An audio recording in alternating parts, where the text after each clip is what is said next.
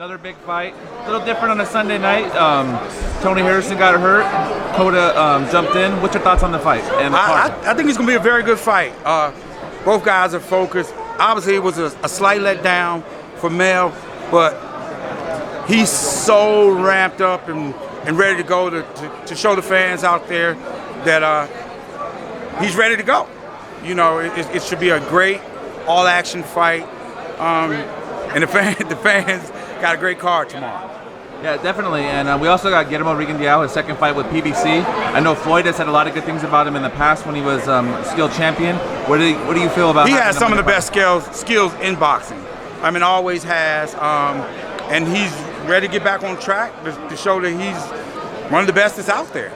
And I think it's a great fight for him. Big platform to go out there and do his thing. And Ceja is 32-3. He's no slouch. It's not a not at fight. all. It's an eliminator bout for Ray Vargas against Tomoki Kameda.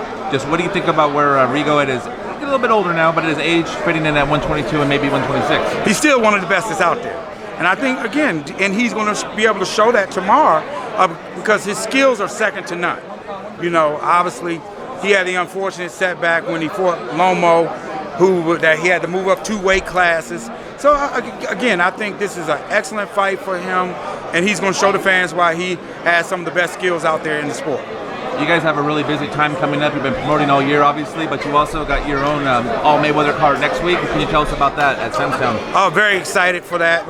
Angelo Leo, he's going to headline the card. Tremendous young talent. He's coming off of a big fight in February. And then we had Xavier Martinez. He had a slight injury, so slight little setback for him. Cameron Krill's in a very, very exciting fight against Keith Hunter. And we have all the rest of our guys, our young prospects, getting a chance to stay busy. And that's what it's all about. We have these cards monthly to give to the fans here in Las Vegas, and also a great opportunity, as I say, to keep our young prospects busy. And we can't forget next month, we got Keith Thurman, Manny Pacquiao. You're also part of that promotion. Yeah, that's a tremendous fight. I think the fight is much better than what some of the people think it's going to be. I think the fight will end in a knockout. Manny, can't say enough about him. Always comes in shape. But I think that he really wants to prove something with this fight against Keith. And, you know, we've seen Keith in this fight doing some very good promoting, doing a lot of trash talking. So we know that Keith's always in great shape, and it's going to be a great fight. Keith is 10 years younger, but the odds makers are giving Manny a lot of respect. Keith's a small favorite. I think it's minus 135 last time I looked. I mean, is this a fight that could go either way, or I know you've been really behind Manny in this fight too, thinking he has a really good shot. It's a 50-50 fight. I think it's a 50-50 fight. Both guys have the same chances. If Manny's able to establish something early on, I think it's going to present some problems for Keith, and vice versa. Because Manny looks a little bit, not that he wasn't motivated before, but he is a small underdog. Like, people are doubting him, and he seems like he really likes that type of pressure and motivation. He's extra motivated because, again, you know, we've seen Keith. Keith has said that he's going to put an end to his career, so we're going to see. We're going to see what's happening. And a week after, you got Gervonta Davis back in the ring. His homecoming fight. You just were out there at a press conference to promote it. But what can you say? And what type of reception? You were just there. It was huge. Tremendous turnout. Again, Gervonta Davis is one of the biggest rising young stars in the sport right today.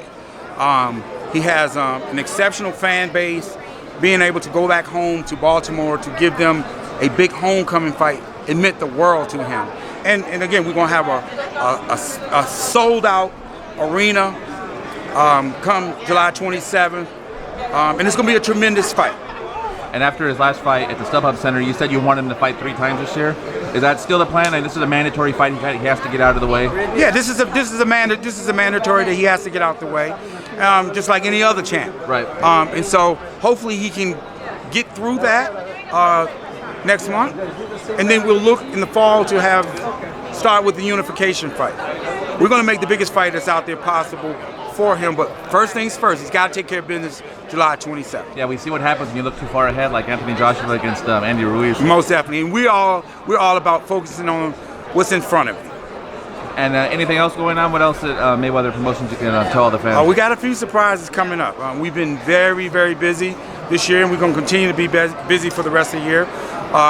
We're signing some young prospects.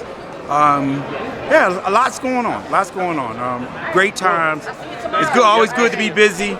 And again, we got these big fights that are coming up, so I'm very excited. Well, thank you very much for your time. Thank you.